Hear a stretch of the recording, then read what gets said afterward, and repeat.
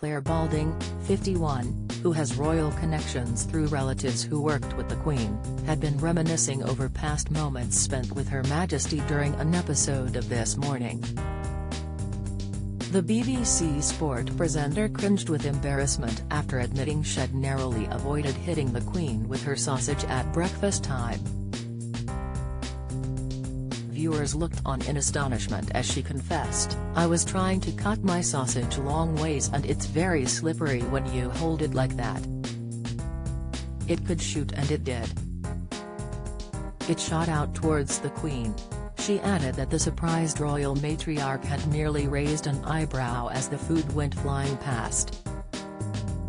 "As a monarch, it helps that she has a sense of humor," Clare exclaimed, going on to explain that the Queen had visited her home on numerous occasions when she was growing up.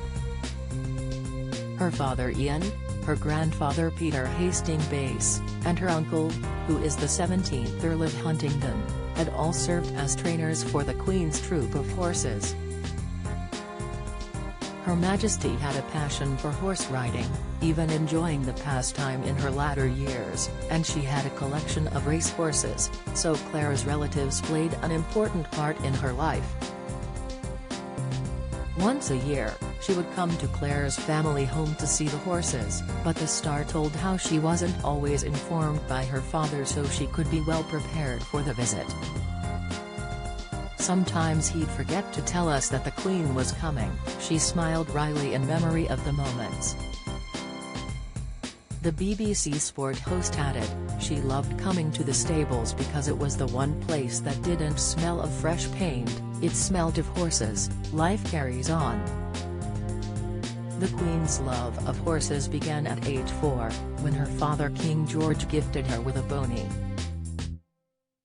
Prior to her chat on ITV's This Morning yesterday, Clare also discussed the Queen's equestrian passion during an interview with Naga Munchetty on BBC Breakfast.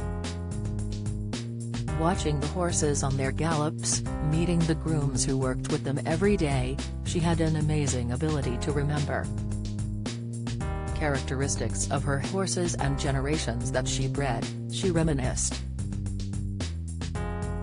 She added that she knew everyone who took care of her horses on a first-name basis. If anything happened that was difficult, or bad news, they were her first thought.